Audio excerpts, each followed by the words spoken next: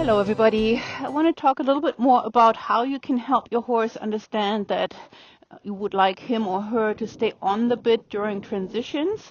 And I have talked a lot about what all that means and why shoulder fore-like or shoulder in-like movements are beneficial to the horses when you're asking for the up or down transitions in the walk and trot.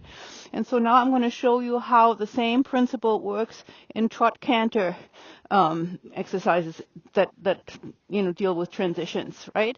So as you can see, I have a little bit of a marked center point on this 20-meter circle down here by A, and I'm going to use that as an orientation to keep myself and my horse sort of centered, but also, focused and not just kind of drift into outer space as we're doing this.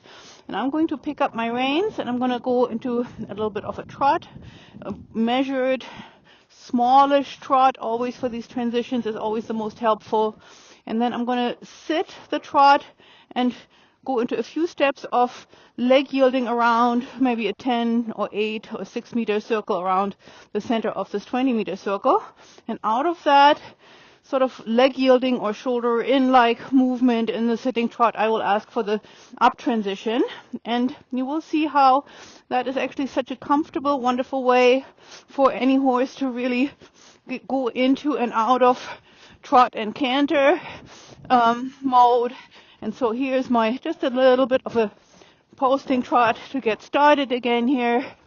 And then we're going to sit the trot, spiral in on a linear spiral so that you're sitting a little bit to the inside already.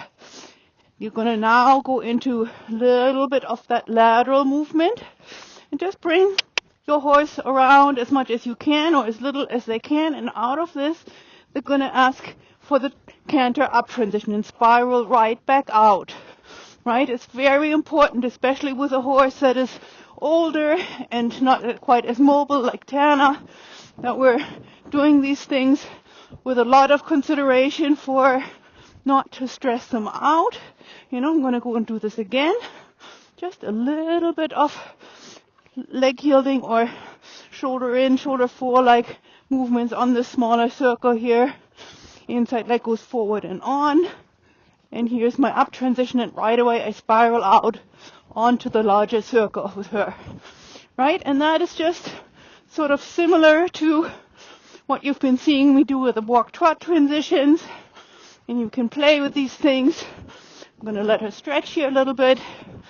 And 2-point again to release her and to reward her at the end of a little bit of an extra effort. And then we're going to walk. And that's all really, right? So we're just continuing on this theme of, saying to the horse, please, please, please, don't take your head up, don't invert your back. Let's stay connected. Let's move through the whole body. Invite the horse to step a little bit more underneath themselves. And, the rest is sort of conditioning, little by little, very few repetitions in the beginning. If you get 1 or 2 that feel reasonable and decent to you and your horse, give it a break.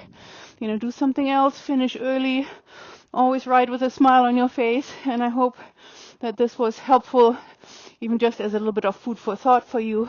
And thank you, Thana, and happy riding to you guys all.